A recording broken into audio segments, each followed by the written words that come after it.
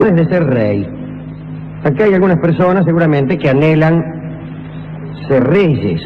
Nos llaman por teléfono, nos dicen, bueno, mire, yo quiero ser rey, ¿cómo me gustaría? Bueno, ¿qué tal? Acaba de entrar gente. ¿Qué tal? ¿Cómo le va? Bien.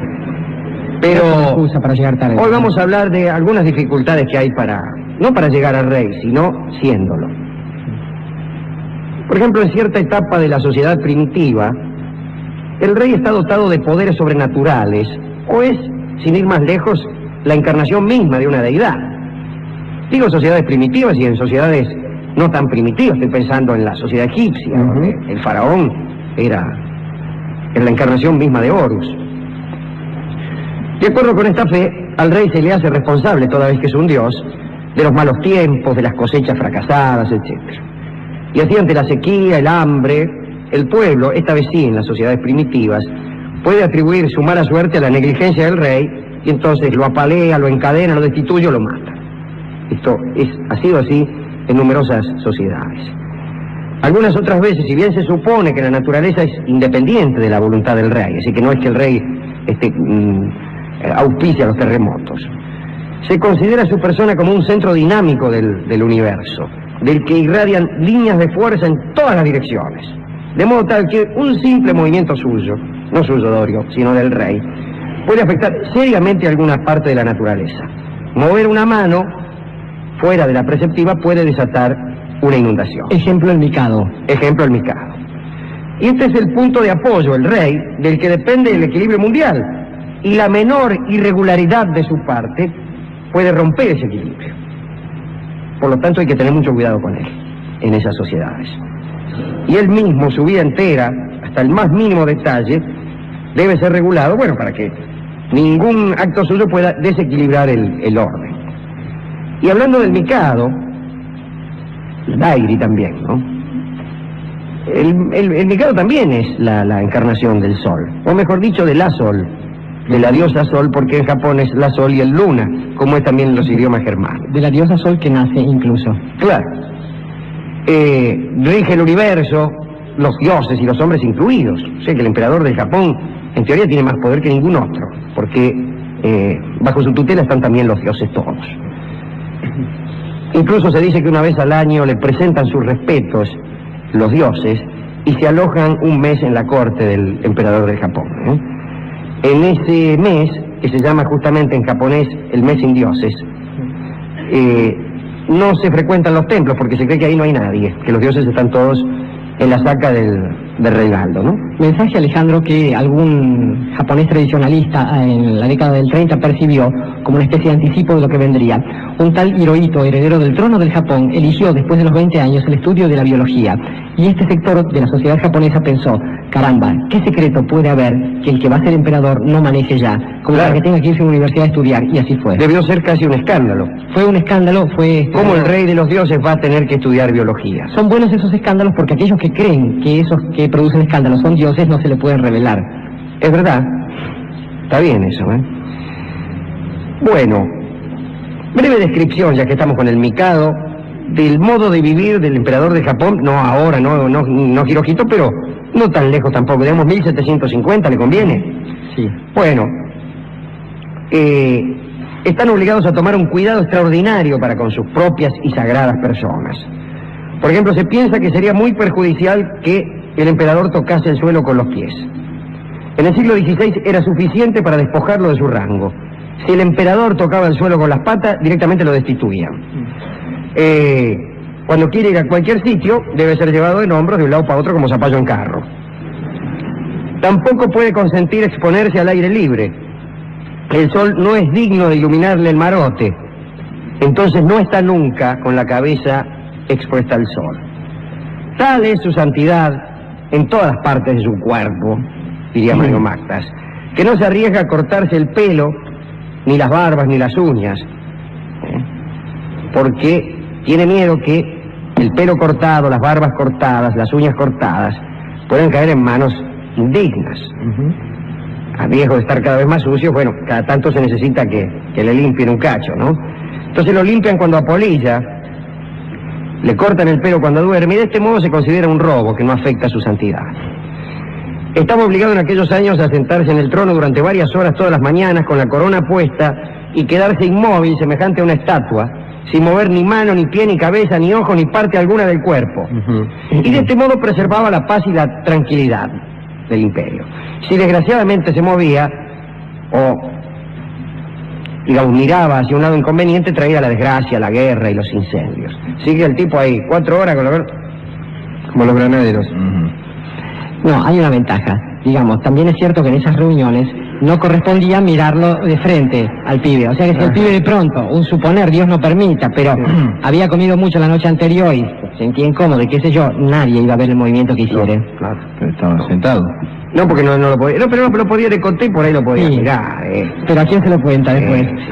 Cada vez que le servían de morfar, el tipo terminaba de lastrar y rompían los platos. Si alguien comía esos platos, se suponía que iba a morir. Pero lo mismo las vestiduras. Pero no solo el rey de Japón. Rey sacerdotal de Cuculú, la del Oriente. No puede tocar mujer, ni dejar su casa, ni aún levantarse de su silla mientras dura su reinado.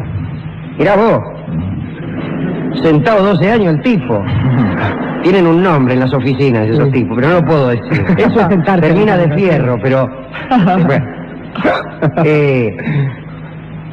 Al gran pontífice de los zapotecas los llevaban en andas, pero eran tipos de la nobleza los que los llevaban en andas.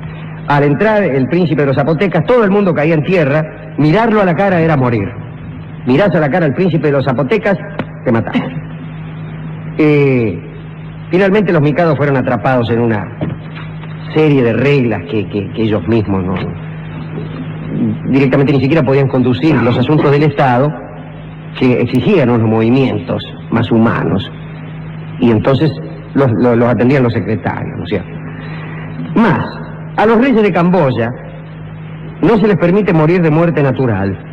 Si un rey de Camboya caía seriamente, no se les permitía. Estoy usando el presente histórico, si te quiere. No se les permite, está bien. Está bien. Si cae seriamente enfermo, lo matan. La gente del Congo creía, por ejemplo, que si el pontífice moría de muerte natural, el mundo entero perecería. Entonces, si se enfermaban y creían posible su muerte, el hombre destinado a sucederlo entraba a la casa del pontífice con una cuerda, o si no, con un martillo, y lo liquidaba redondamente. La costumbre de matar a los reyes divinos a la primera señal de vejez puede considerarse extinguida hoy en día, pero en el siglo XIX había unos señores, los Shilluk, del Nilo Blanco, que observaban esa costumbre. Creían que el rey era la encarnación de un dios que llamaban Yakang, un espíritu benefactor, y lo cuidaban y lo obedecían, pero tenían la convicción de que no debía envejecer, pues al disminuir su vigor sobrevendrían calamidades. Y la primera señal de envejecimiento era la incapacidad de satisfacer las pasiones de las mujeres que tenían el payoda, que era una especie de harén. Entonces las mujeres comunicaban el caso a los jefes, iban y le decían: mirá, el Reinaldo ya no es el que era. Y entonces los tipos iban y lo estrangulaban. Así que mirá la preocupación que tenía el tipo todo el tiempo. Digamos. Claro.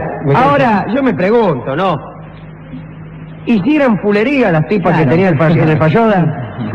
¿Y qué querés con esa cara? Claro, ¿qué querés? Es una cuestión de piel, decía el tipo. No es cuestión de años, es cuestión de mire, hay que tenerle... Los ingleses, Alejandro, han inventado para esto una fórmula mejor, que es esta de la que deriva cierta expresión, como ser tratado a cuerpo de rey. El cuerpo del rey es sagrado, de modo tal que mientras ejerce esa función, por ejemplo en la corona británica, no se le puede castigar al estúpido del heredero del trono cuando comete una torpeza cualquiera, y hay un niño de azotes al que se le pega para no pegarle al rey. En el momento, no es así, es así. ¿Y no está Mark Twain también eso? Eso está en Príncipe y Mendigo, en Mark Twain, más lejos. De la manera más benigna posible, Dios los perdone, Dios el verdadero, no el de ellos. Y entonces, digamos que esto funciona hasta tanto ese cuerpo tiene sobre sí la carga del poder. En el momento en que ese cuerpo no puede sostener el poder, es decir, cuando la conspiración es lo suficientemente grande como para derrocarlo, llámese Carlos I y la República, llámese lo que usted puede ver ahora en cualquier diario, entonces inmediatamente desaparece el privilegio de ese cuerpo, porque ese cuerpo ya no puede resistir. Digamos que eso es la misma lógica que más o menos lo mismo. Del resto más o menos lo mismo, es verdad. Imperialismo. Sí.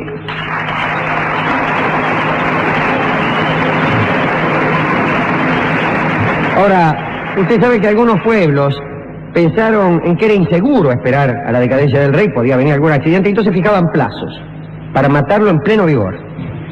Y en algunas tribus de la India meridional, el plazo era 12 años.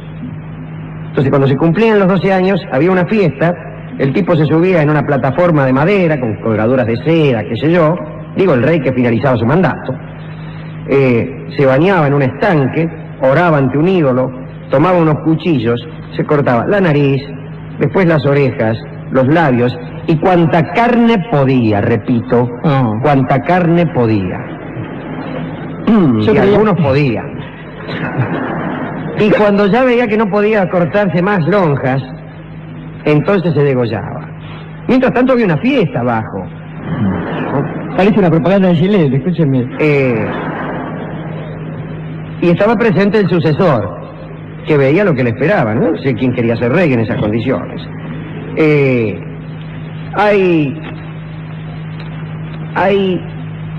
una que me gusta. Son 4 tipos, no recuerdo dónde.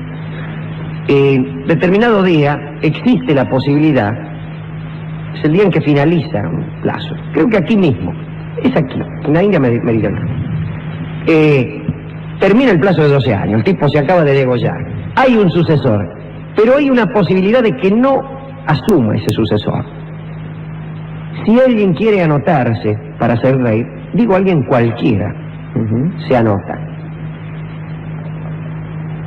Y tienen que luchar de a 4 los que se anotaren contra 40.000.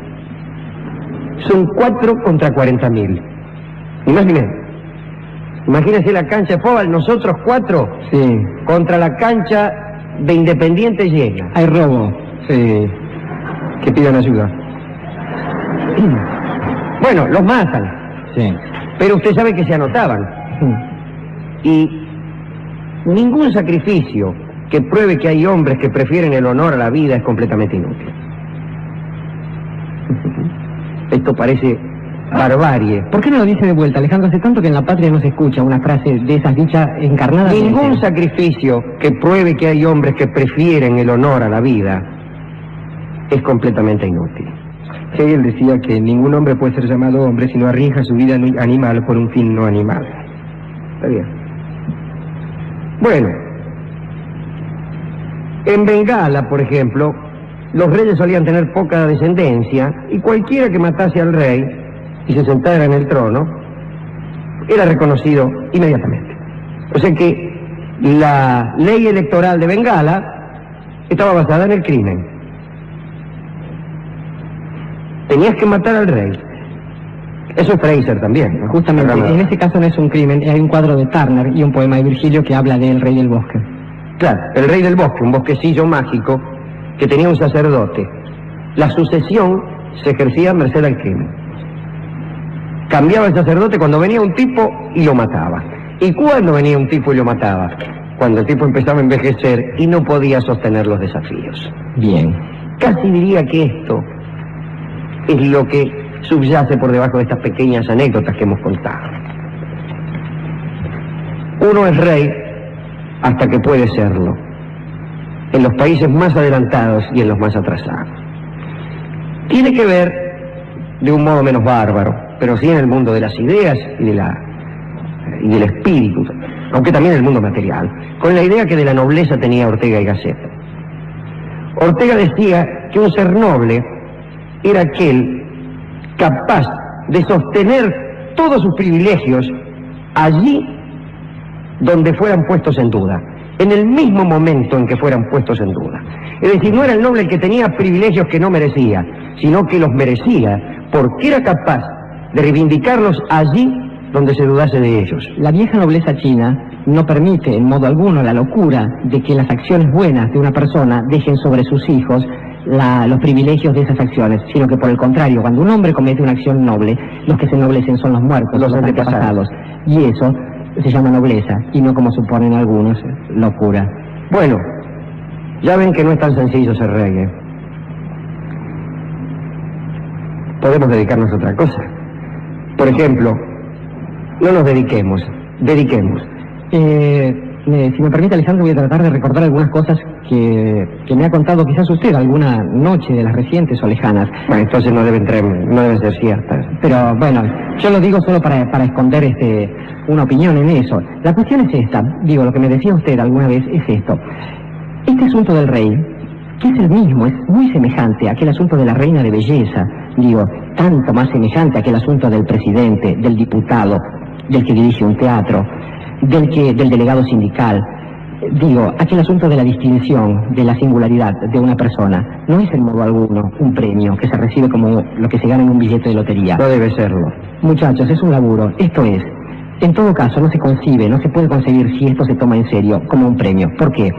Digamos que los premios son esas cosas que sin que uno haya hecho nada ni deba hacer ninguna otra cosa, vienen por azar. Y entonces son injustos, digamos, hay una civilización y hay un sector del mundo que se llama Occidente, al que en principio por accidente pertenecemos y a veces éticamente reivindicamos, que reinventó esta idea de las cosas, un mundo donde apareció un rey que desmentía estas cosas de los reyes. Alguien que incluso permitía el escarnio de ser llamado rey, Iesus Nazarenus Rex Iudeorum. Ser llamado rey de los judíos era ser puesto justamente en el lugar del tormento, porque lo que se negociaba era un reino que no era de este mundo, pero no de este mundo por lo sobrenatural, sino no de este mundo en el sentido de ciertos valores. Pero vamos mucho más acá, vamos a nosotros, no al primero, al más importante de los reyes, digo, según entendemos la palabra rey, a la vida de cada hombre, de cada persona. Es muy posible que en la vida de todos nosotros haya un momento en que nos encontramos en un lugar de poder, en que accedemos a cierta realeza. Entre la realeza y la realidad hay una distancia, y es este el problema. Cuando lo real del rey se hace perder lo real de la realidad, hay una confusión tan brutal que hace que uno realmente se vuelva loco y crea que ser rey es un privilegio y no un deber, no una tarea muy difícil. Quiero decir, yo por supuesto, y creo que cualquiera de las personas, de los hombres de esta patria, por ejemplo, que se me parecen en esta tarea de querer ser reyes, digo, una patria donde todos tenemos la posibilidad de ser reyes, digo, no quisiera volverme tan loco como para que cuando tenga un cachito así de poder, crea que me pertenece a mí y me olvide de por qué he llegado allí y cuál es mi deber.